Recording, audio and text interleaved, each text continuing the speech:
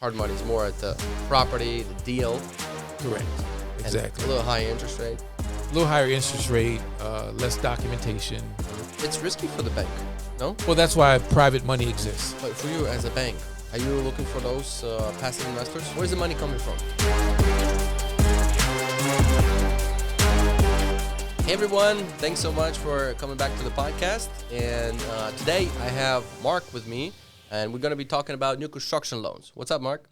Oleg, how are you? Nice to see you. Thanks for having me here. Yeah. So for somebody who doesn't know you, give us a little bit of a... Sure. My name is Mark Buford. I'm also known as Mark the Funder Buford. And I don't know how I got that name, just doing what I do, which is funding real estate projects. I actually got started in retail loans many years ago with banks like Bank of America. I was with a banker, American Home Mortgage. I worked for Wells Fargo, etc. You did residential loans? Residential loans, yes. And then you switched to commercial? I did. But that was interesting in itself because, obviously you're working with homeowners, consumers. Yes. And you're chasing a lot of paper and you're doing a lot of hand-holding. When the market crashed, was that 07, 08? Yeah. I went into back office, loss mitigation. I learned actually about foreclosures and the foreclosure process. And then I left there and I went to a company that managed foreclosures for banks, a property preservation company. And I did business development for them and got them contracts. So from there, it's kind of like a full circle. You go from foreclosure to management, and then how does it get back to the market? So now I transitioned to a hard money lending company called Lima One Capital. Lima One Capital. Yeah, that's who I worked for about 6.5 years up until last year. Hard money loans. Hard money loans, private money. Hard money is just really a term that's used to describe a high interest rate mortgage that's tied to real estate. That's short term. Not to the buyer. Right. Because the conventional is more looking at the buyer than at the real estate. Right. And then hard money is more at the property, the deal. Correct. Exactly. And a little higher interest rate. A little higher interest rate, less documentation. But it really fed the market as far as speed. That's what it's about. It's about from speed 2007 until probably like 17, 18. There was a lot of properties that needed, like abandoned properties that needed a lot of work.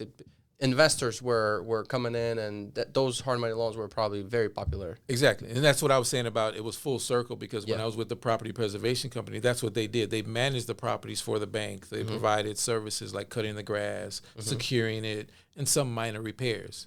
And then that was then sold to the market. And once an investor bought it, now hard money will come in, finance it, because they will finance the acquisition and the rehab as long as it meets a certain ARV.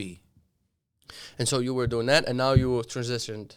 So now I have my own brokerage company, investor funding group, where we finance real estate projects, residential and multifamily commercial. So we can do rehabs, but I really love new construction. Ground up. Ground up construction is what I love. How long ago you started in lending in residential? That had to be maybe 1998 when I started on the residential side. So like 20-something years. Yeah. So you enjoy more new construction than hard money? I love the private side because, you're working with business-minded people. Right. Folks who have vision. Yeah. Folks who want to change their circumstances and they want to create new neighborhoods, something new. So basically your client ideally is someone who is developing to resell or to rent out and keep. Not someone who's building a house for themselves. Correct. So exactly. Now there's a caveat to that, but so my elevator speech, if I can give it to you, my little spiel is I provide leverage in the form of debt financing to real estate investors who fix and flip, fix and hold residential real estate. That's what I do. Now, when it comes to someone who wants to live in the property, we don't finance it if you're going to live in the property as an individual. But there's some creativity that can also go along with that because the loans that we provide are to entities. So you have to have an LLC or corporation. Does it have to have some track record? So what if I want to be a developer today? Yeah, that's a little tough. So you're right. And that's a question that we get a lot. People say, I don't have the experience. Well, how do I get it? Mm-hmm. So private money or hard money lending is there's three things you need to look at. One is the project, even before that, experience. So when I ask you how experienced you are, zero experience. If you're doing a rehab, we'll get you started. So it'll be a higher rate for somebody with no experience. But developing, you have to have someone that has experience building, actually developing. So you acquire land, you got plans, and you manage the construction of a home from the land, foundation, all the way up. That's experience. So that person would have to be on the entity. So you'd have to partner with someone. Got to partner up. No for the experience. first deal, you got to partner up with someone. Correct. Gotcha. Yeah. You have to have the land paid off or no? Not necessarily. Can you have it owner financed by the owner? You can. As long as it fits within the ARV, which is, after repair value. Who established that? The market. But who checks?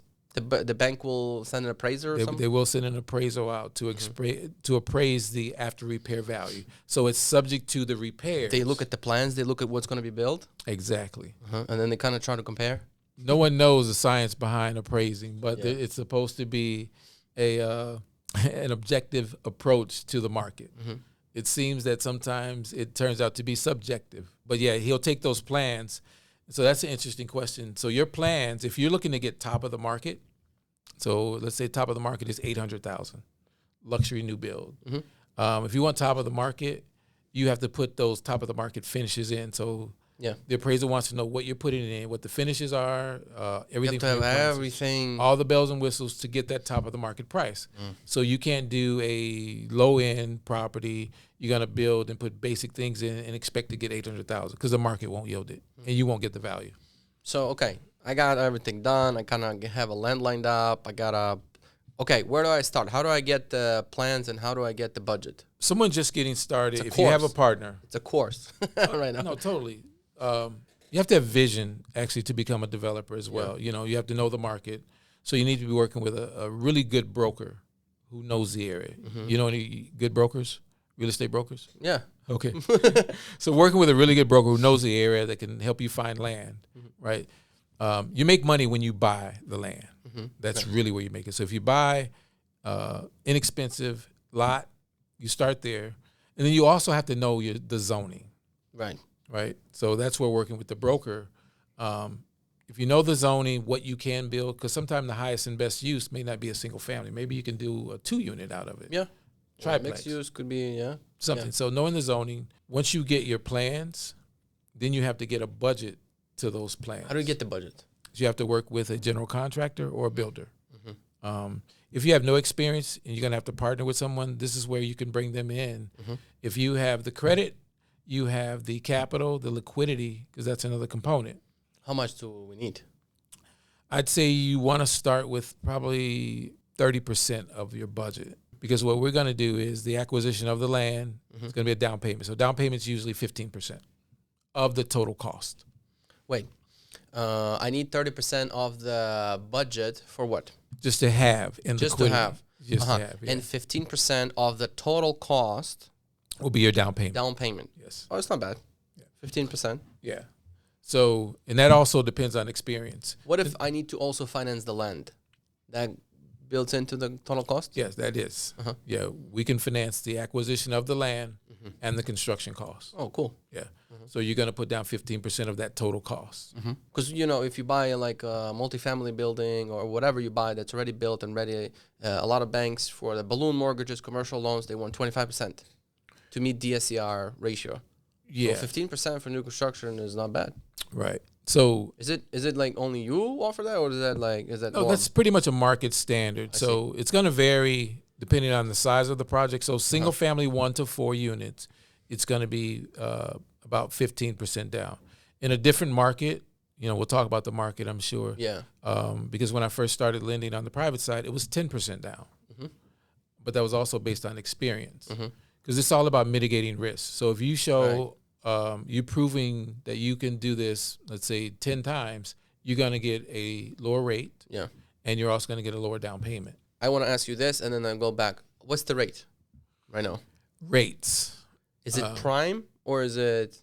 So I love that question. It makes me smile, especially when an investor comes, well, what's your rates? Mm-hmm.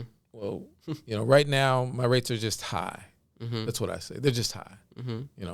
What are you doing? What is the project? Yeah. How much are you going to make off the project? Have you evaluated these things? What are your costs? So I like to say, let me guess. I'll give you a range. 12%. In the range? Yeah, that's in the range. So let's say right now, 10 to 13%. Yeah. Is going to be a range that I say on the private side. Mm-hmm. And points up front? Depends. Yeah, you're going to pay between 1 and 3 points, depending on experience. Okay, and term, how long? So terms can range between 1 and 2 years. Any penalties? No prepayment penalty on that. What if I don't finish it on time? I need more time. So if you don't finish the project on time within the term, you can apply for an extension, which will cost you an additional probably half point to a point, 1 percentage point. Well, whatever the developer's doing now, they're either selling and closing the loan, or they're going to be renting and then going back and refinancing the whole thing. Correct. Yeah. So depending on your exit strategy. Mm-hmm. So as I said, if you want to get financing, you need to look at 3 things: your liquidity, making sure you have adequate capital. What if somebody doesn't have? So you have to raise it. What is your strategy? So capital has to come from somewhere. The loan is, let's say, a loan is 100%, right? Mm-hmm. You need 100% of financing to make something happen, right? And you need skin in the game. Your skin in the game is 15%. Mm-hmm. So loans are made up of either equity and or debt, or 100% debt or 100% equity. Mm-hmm. So the equity is that 15%. So that has to come from somewhere. Mm-hmm. And then the loan is a reimbursement loan, meaning 100% of your construction funds go into an escrow account, right? So we'll close on the transaction with the acquisition and the construction loan. You bring your down payment, then 100% of the construction budget goes to escrow. You start the project yourself based on your line items in your budget. And then you reimburse. And then you call for reimbursements, correct. It's risky for the bank, no? Well, that's why private money exists. Private or hard money really since 2011 just took off because banks don't necessarily like construction because of the risk. Yeah. So private money will take on that risk because they're lending. Stops halfway. I don't know. Market turned. What does that happen then? What happens with the loan then? So the bank, because they're lending to a 70% of ARV, this is why they're comfortable lending, because it's 70% of the market. So if the market shifts 5%, it's still safe, right? But what they'll do is they'll take that property back through the foreclosure process, right? And then they may complete the project themselves. But that's why the budget has to be done to market pricing. Let's say if you got a relative who you say, hey, I can get great pricing from my Uncle John, because he's a contractor, and when I submit my budget, I want the financing based upon that. The bank is going to underwrite from a worst case scenario every time. And the worst case scenario is, what is the market prices? So if they had to take this back, what would it cost them to finish it? They want that budgeted. So even if Uncle John gave you a lower budget, you still have to submit a budget to the market. Yeah. If you don't use all of it, it just comes off of. And sometimes the deal doesn't pencil out, and then the ARV at the end is super close to the cost, and it doesn't make sense. That's why working with a great real estate broker who knows the market and the ARV, it will help to avoid that. It happens though. Markets shift, things change, appraisals come in short sometimes. But if you do your upfront due diligence, when you buy it right, you should be okay. How many new clients you dealing with? The ones that are just starting? I have a few. I try to be patient with them, but I don't necessarily like working with new investors anymore. Let's face it, $1 million loan on someone who has experience is easier to work on than someone who doesn't have experience, who you're going to spend a lot of time with. And you probably already built up the database. Yeah, I have a database, but I'm sensitive to those folks just getting started. So if you're a rehabber who has done business, so you know it, and you're just trying to scale to new construction, I work with them all the time. Love working with them, because that way, I say I provide value beyond the loan, which is relationships. Do you have anybody underneath you, for example, that will take all the new business? I do. Yeah. Yeah. Like if somebody comes like, I'm brand new, like you talk to this guy. Yes. First. I'll give that When to you my grow assistant. up, come to me. Yeah, I'll give that to my assistant, and I also have a few kind of junior loan officers, if you will, that'll take that on. Yep. Yeah. How much? How does one start being a commercial broker? So commercial loans, it's, if you have an interest, I'd say align yourself with someone who does it, maybe kind of a mentor protege. Yeah. But you have to be able to add value to what they do daily for them to take the time to show you the ropes. Got to be a hustler. Pretty much. So if you can add value to someone's day, taking someone off, things off their plate, Yes. then I'm quite sure they would be more than happy to show you the business. So how much can the commercial lender make? It's unlimited because it's all about, hey, you eat what you kill. Yeah. And Do they have like average? Because for a residential real estate broker, they have a stat on Google. You can look it up. what is it? 40,000 a year, something. But there's folks that make zero and some that make $1 million. Making $100,000 is easy in this business, but I have a saying: it's real estate is a contact sport. Right. And if you're out contacting people in it, you're gonna make money. If you're making less than $100,000, you're doing the wrong thing. Are you doing social media? I love social media, but I don't like it. Does that make sense? No, I do. So I'm known as Mark the Funder on Instagram. I leverage social media to show projects, to inspire people, to reach other clients, to show current projects that I'm working on, to show some of the unique capabilities of and design capabilities of investors. And it bodes well. You're marketing their project, which helps them. You're attracting new business. And social media is just an unlimited vehicle that you can use to leverage what you do. Just like I told you off the camera, like I just bought a 6 flat, and the only reason I did the pictures and video about it just to attract more people interested in the same thing. Because usually people follow. Like if you, for example, did it and you're doing it, like there's something that maybe I should be doing that too. Yeah. So it attracts more business for sure. And you visit your clients' projects? Oh, for sure. Yeah. Yeah? I try to get out once, twice a week, get it scheduled to see what's going on. I mean, that's actually what inspired me to start working on my own development projects. Is this your first one, the one you're working on? Well, I've done rehabs. Rehabs, yeah. But no, I'm now working on a commercial development, mixed use in South Shore community of Chicago. It's 112 units, 17 stories. It's a whale, but why not be ambitious? Sure. Because this is all about putting together the team and the tools and the resources to get it done. And so I'm good at being able to do that. Are you allowed to be your own broker or loan? Or does that... There's somewhat of a conflict of interest, but you can definitely work within your I know there's something in the mortgage industry because like for real estate brokers, we can be our own brokers. No problem. Yeah. Representing ourselves. But no, in the loan business is a little different. So on the commercial lending side, it is possible. You can do it. So because it's not regulated by the same way that a consumer is, you can get away with a little bit more. So you are able to put line items in consulting, different developer fees, things like that. Well, how's the market right now? Is there more in favor to development, or people are scared of what's going to happen with rates? Things are unpredictable. All of the above. All of the above. But as a developer, you're never afraid of the market because prospecting is continuous. You're talking about vision. So what's coming? If you're building something today, like the project I just mentioned, it won't be delivered for probably 2 years. Yeah, we'll be in a different market. Right. So you have to make some assumptions. Yeah, you never know where you're gonna be ending up with a finished project. Correct. Right. The market could be perfect. You start, it changes by the time you're done. Totally. So it's very risky. We're cycling through, but what I like about real estate is it's non-speculative. So if you know the neighborhoods, location. Now financing right now, because capital markets is tough. You mentioned prime.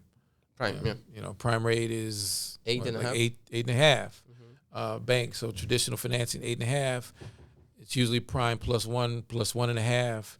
So, that's not too much too far from where I am on the private side, 10.5%, 11%. So the environment is tough because capital markets kind of pencil down on large projects, rising costs right now on construction, different things. Lumber's starting to come down.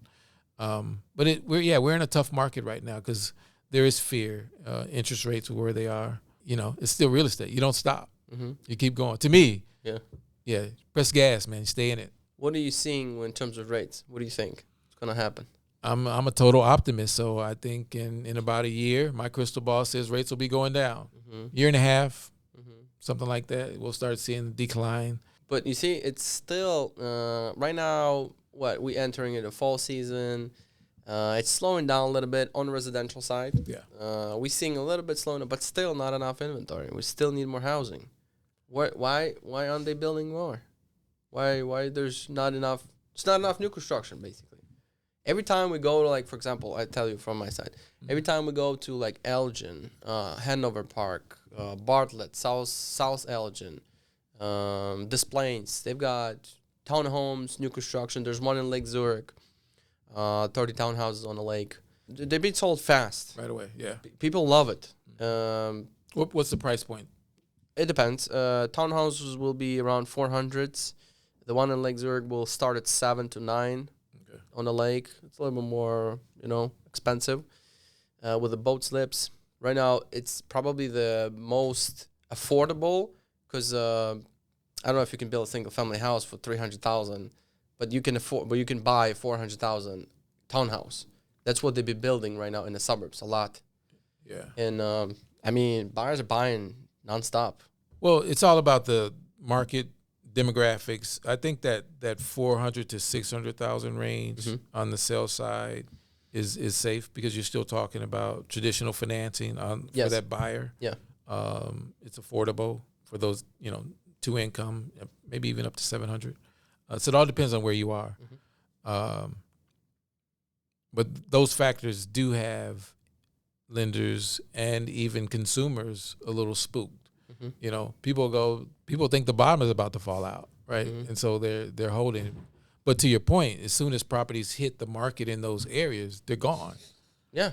And so demand is still there. Yeah, even though interest rates are at 7 point whatever it is right now.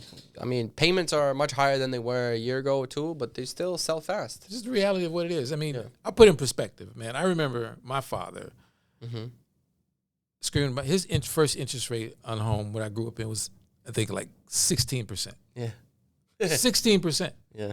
Was the cost of living less then? Yeah. It's just the uncertainty of everything right now. Food prices, inflation.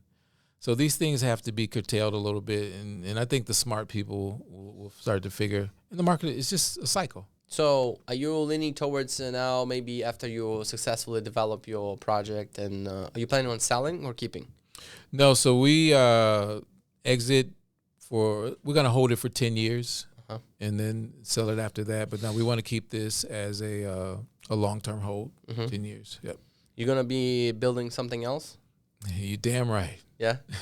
No, I love development. There's an area, South Shore, that I'm working in. It's why South Shore? You know the area? I know it well. My partner's lived in South Shore for 50 years. He really knows it well.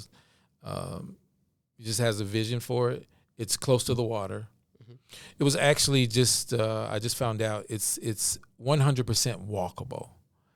But it's been underinvested in over the years. But it used to be. I don't think I've ever been in South Shore. You got to come down, man. I'll show you around. Yeah. It's historically up and coming. Right. It's definitely up and coming. It's probably predominantly 80% probably Black American right now, but underinvested in. But beautiful architecture, beautiful homes. The uniqueness of how it's laid out it has multifamily, single family, condos, townhomes, and mixed use, and it's close to the lake. So the amenities are there. Train, transportation, get downtown quick. It's just a beautiful area. You got to know the location. You have to know it. And what's coming, it's uniquely because there's an area called the Highlands, Jackson Park Highlands. There are golf courses there, and houses range between probably 400 and 1.2 million in Jackson Park. But across the street here, you might have a $60,000 house. But on average, I think prices are about $350 to $400. Most of your clients are all over the place, or Yeah, so I lend nationally. nationally? Throughout the country. So you'll see on my social media, Tampa, Houston, New Jersey, Dallas. I lend all over the place. So investors who are looking for capital or debt solutions, yeah. So in terms of getting the loan documents and getting started with the loan process, what do you require from the borrower? So from the borrower, it's simply for us, it's your entity docs, your bank statements for the last 2 months, copy of your ID, and that's it. How do you check experience? Track record. So okay, I tell you, I flipped this house. Yeah. And you're gonna believe? Well, Are you gonna do the research? Yeah, you're gonna give me a track record with the property address, the company that you closed in, or if you closed it in your personal name, then I'm gonna verify that. Now the look back period is 36 months of experience. So you give me a track record for your last 36 months. We'll verify that, and then that'll confirm what pricing you get. So in terms of docs, pretty much no big deal there. Minimum documentation. The thing is the deal. You gotta get the deal. The deal. So the risk mitigation aspect is like we'll pull credit, right? So as long as you have a 620, but no bankruptcies, no short sale. So you grew up and you've been in Chicago all your life? No, so I grew up in Rockford, Illinois. Oh, nice. You familiar with Rockford? Yeah.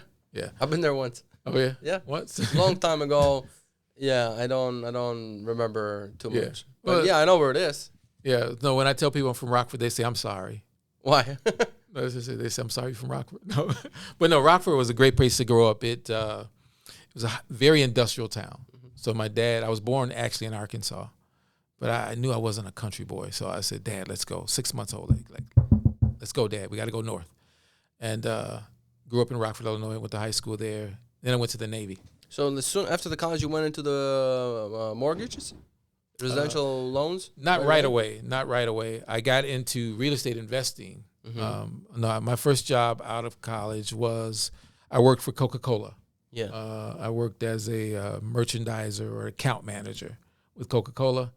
And then while working there, I got introduced to real estate, start flipping. And how many houses you flipped? About 7 or 8 houses that I flipped. And then I held on to, I had maybe about 20 units in St. Louis. And you sold them all? Yes. Sold them all? I sold 2. I actually lost 3 to foreclosure. That's when it got tough. Yeah, it got really tough, man. Yeah, that's when I was bumping my head. I didn't know what being a landlord was about. And then the market shifted. I know what it's like to go through the mud, and but then also come out of it. It really gave me insight into how to manage properties, more so manage people. If you're going to be a hold investor. Yeah, for sure. You know, a lot of real estate guys got wiped out in 2007-8, and they never came back. Yeah, they switched industries. They don't want to come back. So it's good that you were able to, Yeah, it gives me great insight, even from a lending standpoint, because lending is all about, it's relationship driven, but you have to be able to measure people, people's character, because I want to make loans that are going to be delivered, going to be paid off. Yeah. And working with quality clients who really approach this from a business standpoint. And like I said, lending nationally, when guys know that, hey, what do I need to get financing? And you walk them through that from the beginning, like your entity documentation, your bank statements, having your liquidity, and then copy of your ID. That's all the documentation I need. We don't need tax returns. Nice. Now, there's sometimes when you get to a multifamily where I will need to see tax returns sometimes. But what's the cost you're seeing right now building, let's say, a 6-flat multifamily building, cost per square foot? What would you say? I'd say probably 180, 200, depending on area and location. But that's pretty much the cost that you can see. Plus the land. Yeah. There's one land. It's been for sale. It's cheap. It's R4 zoning. It's nearby. Okay. I'm looking at it, but I know nothing about new construction. That's where we sit down. Yeah. If it's R4, you get that to an architect. Like you can put 6-flat on it. Yeah. Yeah, it's good, and location's great, and is it close to any transportation? Yeah, it is very close. So then that's possibly TOD. So again, that's where the architect, so TOD will give you some bonuses to where you can either, if there's a parking requirement, it could cut that in half, or it might allow you to go up another unit or so. Oh, because it's closer to transportation? Yes. It's called transit-oriented development. Huh. So because of you so close to the transportation, you don't have to have that as much parking. Yes. Okay. Your architect will let you know what you can and can't do. I've never looked at new construction as something that I want to do. Never. You know, I'm like, oh my God, it's so much work. There's so much things to do. It's so much to manage. Oh my God. And then the market turns and then you lose all the money. That was always my thinking about it. But now I'm seeing a big opening because I'm in real estate and I see what people buy. And sometimes I see the product the developers deliver. And I think they cut too much corners here. I think that the people would pay more if the finishes were a little better. Because there's some that very cheap on the finishes. And I think that finishes could be, it doesn't have to be too much expensive, but just pay a little bit more attention to, don't put in the bathroom, don't put that plastic, put the tiles, you know? For sure. So like right now I'm kind of like a little bit interested, you know? I've done some flips, not too big, because, you know, for me, I'm the broker and I've been selling real estate and, you know, being representing people. Okay. And then I've been growing, and then now we have a team, we have a brokerage. It's easier to just focus on that and have that grow in terms of like money making. But then on the other side, I'm looking that I can actually see potential there. And I think I can provide some value in that field. Well, it sounds like, you know, even with the podcast here, you know, you're a visionary and you want to keep things flowing, right? New construction would have to be a part of your strategy. It should be. No, it's 100% needs to be done. Yeah, it should be, because you want to feed the market as well. You know what the market demands are. I know the demands. Yeah. We know the demands. And I think it's very important to be able to also provide that inventory ourselves. Like we're building, like, for example, I'm always like interested, like, a complex of townhomes, you know, 100 townhomes or something. I was telling a story about a client, and actually who inspired me to become a developer. I financed several of his projects, and he said, "Hey, I want to meet to talk about the next project, and it's going to be 15 townhomes in Lakeview." And so we had breakfast, and after breakfast we pull up. It was on Ashland, somewhere like 3,000 something Ashland. And we pull up to a restaurant, and I'm thinking, hey, we already had breakfast. He's like, no, this is the location. It was an open, fully functioning, operating restaurant that he scoped out in Lakeview, and he had it under contract. He was planning to take it down, tear down? Yes. Yeah, but you have to know the zoning. Right. You have to have the vision for it, and then he had the land under contract. So it's Lakeview, so condos were selling in Lakeview for like $750,000. So they were going to build 3,000 square feet townhomes with garage. I said, hey, how'd you see this? You know, because I would have just passed by. That's a restaurant and would have thought about it. It was for sale actively? No, I think it was through a relationship that he had, that he found out that the owner was ready to sell and move. But I think it was a C-something zoning where you have to have commercial on the ground floor. Well, the ground floor, he was going to put the garages, and that's satisfied for that zoning requirement. And then 3 levels up top. Because when you look around the area, everything else was pretty much mixed use.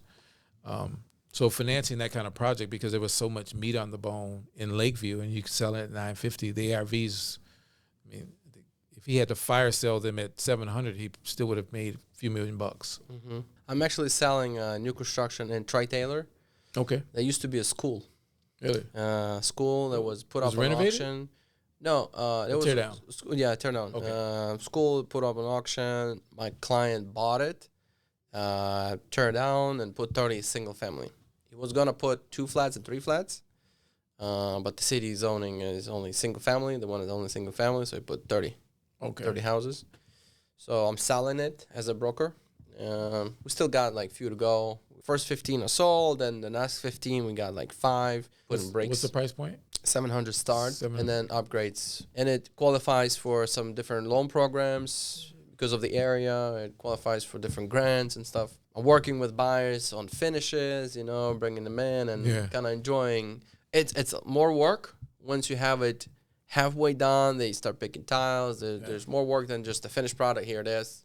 It's good. Everybody likes new construction. It attracts people come, but right now the rates are putting brakes on there. It's a little bit. Again, I think rates. Again, if you a 2-family household, the demand is there. So if you have a 2-family household with pretty good income, they shouldn't be afraid rates. I think we need to start marketing something different or advertising about rates, because again, we're at 7%. We're not at 16. Yeah, we're just used to 3. That was just temporary. And don't get me wrong, business has slowed a little bit too, because developers are a little hesitant based upon those factors as well. And you're buying, people want top dollar for the land now, and construction costs are high, interest rates are high, then some deals aren't just not penciling out. Yeah. When you started in new construction, did you have already clients lined up or no? So I did. So, there were clients who were either already in new construction, and I started,